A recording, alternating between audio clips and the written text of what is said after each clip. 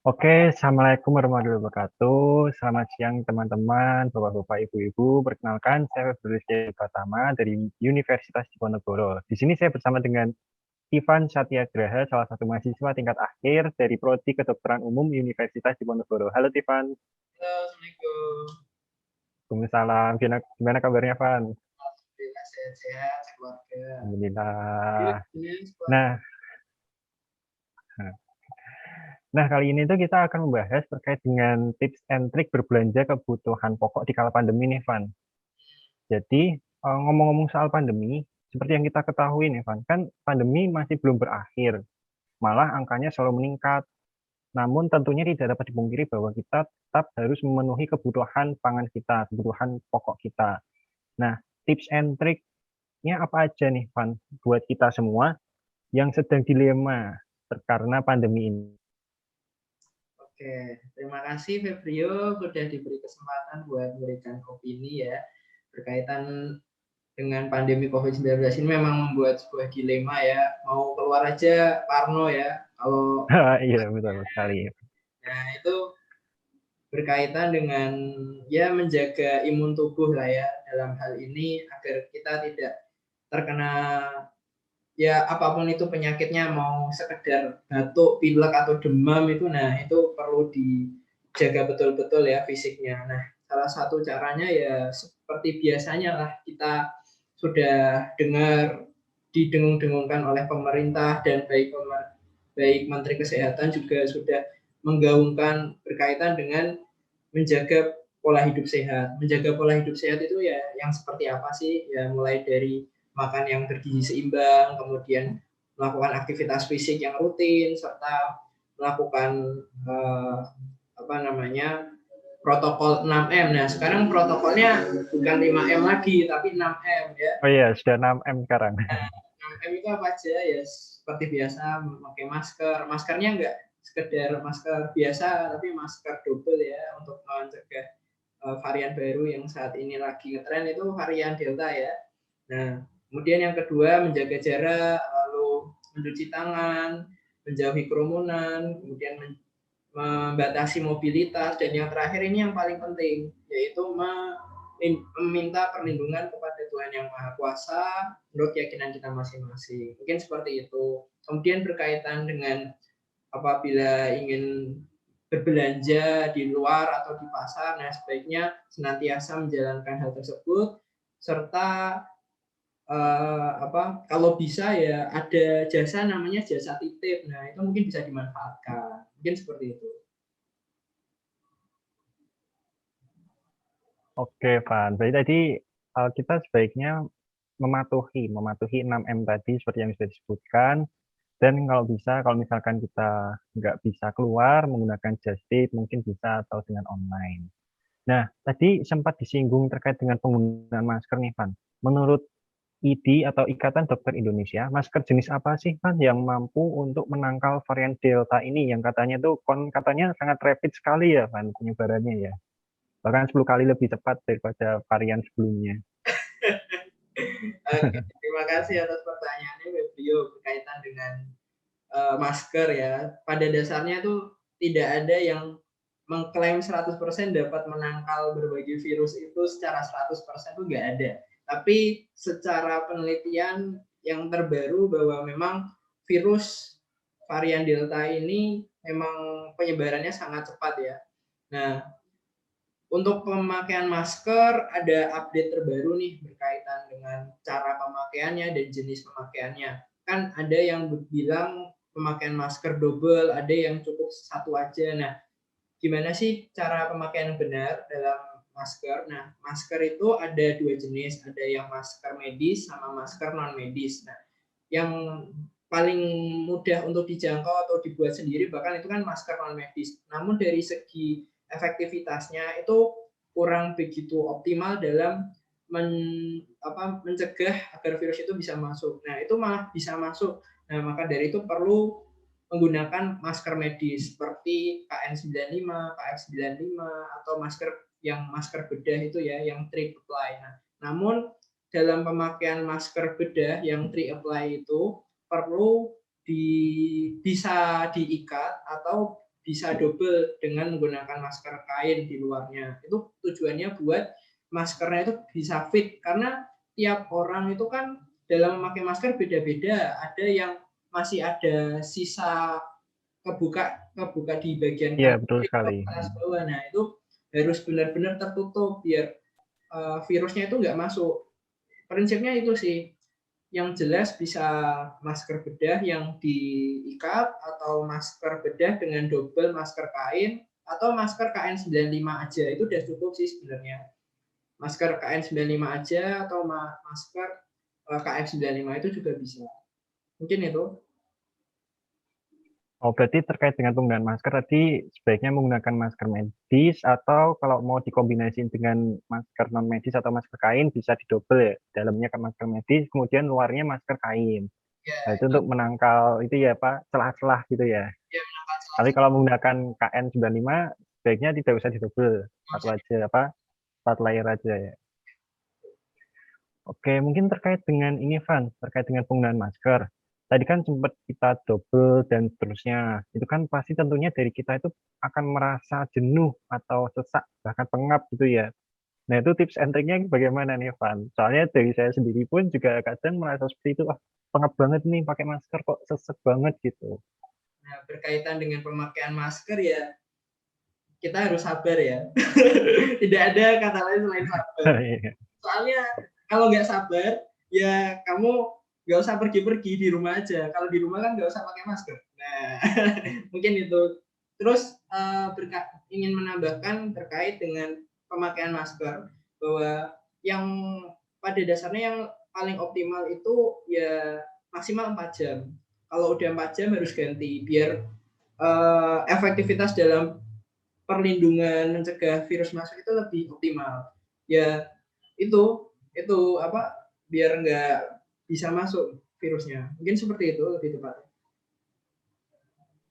Berarti 4 jam saja ya Van berarti ya untuk masker medis Pajak dan non medis atau medis saja ini?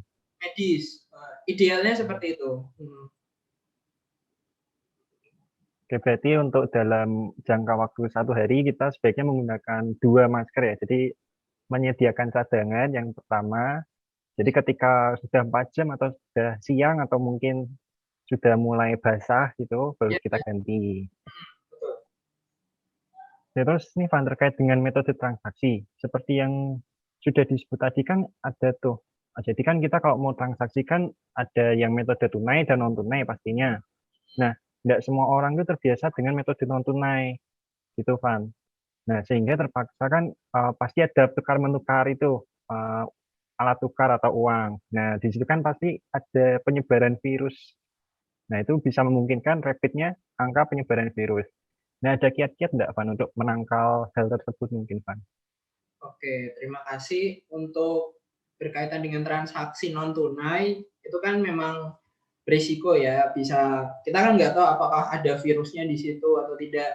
Menurut penelitian yang terbaru bahkan virus itu bisa bertahan dalam udara ya, penyebarannya via udara itu bahkan bisa, apalagi dengan barang yang kemudian dibagikan seperti uang seperti itu kan.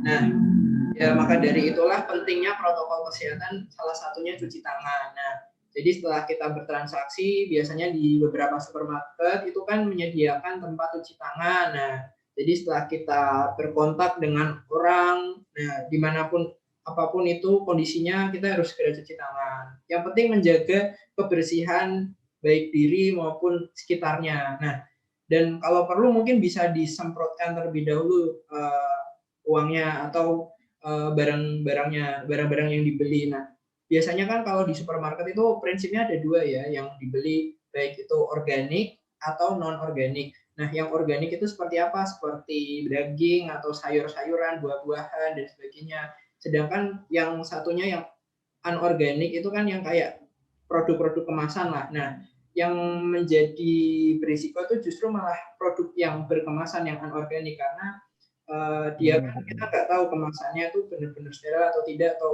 ada orang yang lewat terus bersin, nah kita kan nggak tahu. Nah maka dari itu perlu dibersihkan, didesinfektan menggunakan semprotan alkohol 70% seperti itu. Kemudian berkaitan dengan sayur dan buah dan daging itu salah satunya kan salah satunya yang sayur itu biasanya mengandung pestisida, jadi mungkin perlu dicuci terlebih dahulu, ya seperti biasa lah. Iya, Kemudian berkaitan dengan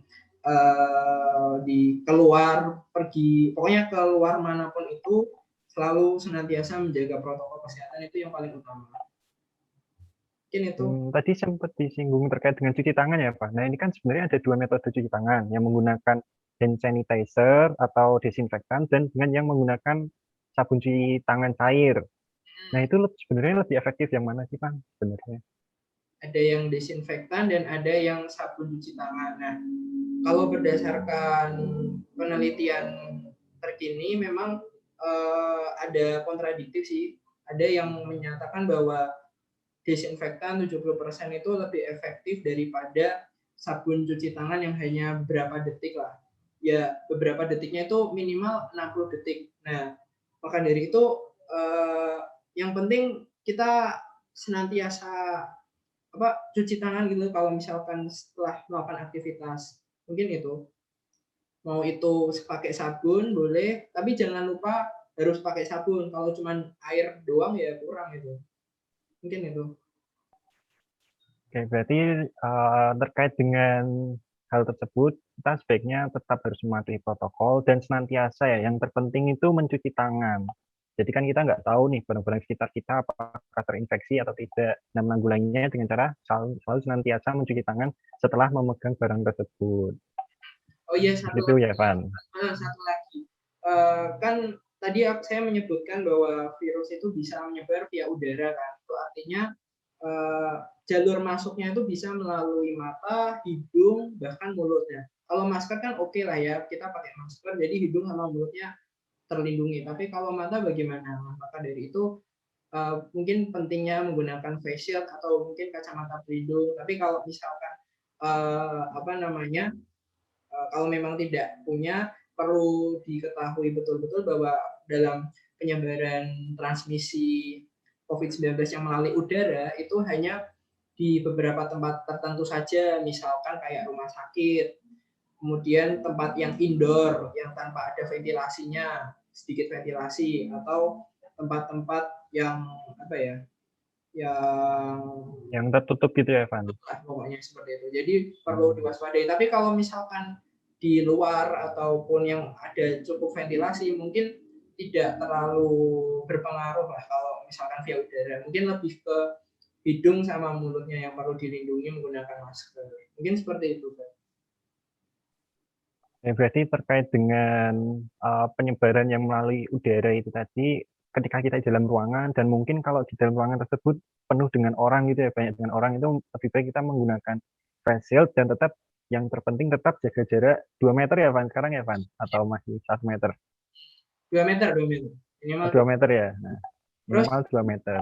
terus kalau misalkan mau kucek-kucek mata atau ngupil atau mungkin mau makan itu harus selalu cuci tangan sebelumnya. Ya, selalu cuci tangan. Kita nggak tahu ini ada bersih atau ada virusnya, kita nggak tahu. Selalu jangan Ya, lupa. benar sekali. Dan selalu cuci tangan ya, guys, teman-teman. Pokoknya ini penting sekali cuci tangan dan bisa menggunakan sabun cair atau hand sanitizer. Recommended sabun itu ya, hand sanitizer ya sebenarnya ya, Van. Ya. Ya, hand sanitizer. Oke, sepertinya obrolan kita seru sekali nih, Van, terkait dengan penyebaran virus COVID. Oh iya, Van, mungkin ada closing statement, Van, sebelum kita akhiri. Kebetulan ini juga udah ini ya, dari penghujung juga, mungkin ada closing statement, Van, sebelumnya. Oke, closing statement-nya ini saya mengutip dari program pemerintah ya, namanya Cerdik. Coba, Cerdik. benar ya. Dari mana nih, Van? Jurnal atau dari mana, Van? Dari Kemenkes ini. Yang pertama Oh, ya, C itu cek kesehatan secara rutin. Nah, cek kesehatan secara rutin khususnya pada orang-orang yang sudah sepuh atau yang ada riwayat penyakit sebelumnya kayak hipertensi, diabetes. Nah, itu harus cek rutin seperti cek gula darah, cek pemeriksaan darah yang lain atau pemeriksaan yang lainnya. Kemudian yang E, enyahkan asap rokok. Nah, khususnya bagi para perokok dimanapun Anda berada. Ya meskipun ya rokok itu dapat salah satunya menjadi cukai terbanyak ya di Indonesia, tapi ya Iya, betul. ini sedikit menyenangkan, tapi untuk demi keselamatan dan kesehatan kita bersama itu perlu enyahkan asap rokok, karena tidak hanya perokoknya aja yang bermasalah nantinya, bisa juga yang menghirup udara orang lain yang nggak pernah merokok bisa kena. Nah itu. Kemudian R, itu R rajin aktivitas fisik. Nah, aktivitas fisik itu yang seperti apa? Bebas, bisa seperti jogging, itu minimal 3 sampai 5 kali dalam seminggu atau 150 menit per minggu. Kemudian D, diet seimbang, gizi seimbang. Prinsipnya jangan berlebihan, baik berlebihan gulanya, habis makan nasi, sayurnya mie, ada kerupuk, wah tambah itu karbonya. Itu jangan ya, jangan itu. Itu biasanya anak-anak kos itu biasanya. Alhamdulillah anak-anak kos. Ya benar sekali ya. Kemudian seperti makan buah, makan sayur itu harus ditunjang juga, sama makan daging, tapi dagingnya juga jangan berlebihan lemaknya, kayak jeroan itu jangan berlebihan. Kemudian I, istirahat cukup minimal ya 6 sampai 8 jam sehari lah, itu minimal.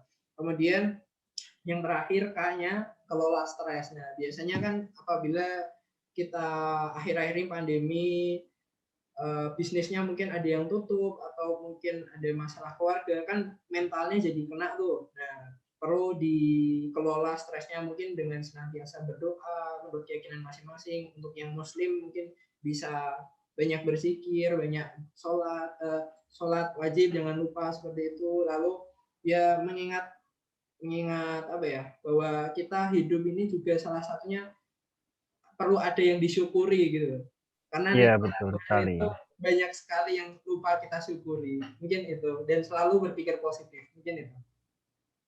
Selalu berpikir positif karena mental ini penting ya kan untuk meningkatkan imun, salah satu faktor yang terpenting ya. Oke, teman-teman, mohon maaf sebelumnya ini kita mungkin hanya bisa sampai di sini ya, Van, karena keterbatasan dengan waktu juga. Obrolannya yang sangat seru sekali. Mungkin untuk podcast pada hari ini dicukupkan sampai sekian. Dari saya pribadi, mohon maaf jika ada salah kata. Semoga kita semua selalu berada di bawah perlindungan Tuhan ya. Salam sehat untuk kita semua. Wassalamualaikum warahmatullahi wabarakatuh. Terima kasih, Van, sharing-sharingnya. Salam sehat juga ya buat keluarga. Dadah. Amin. Dadah.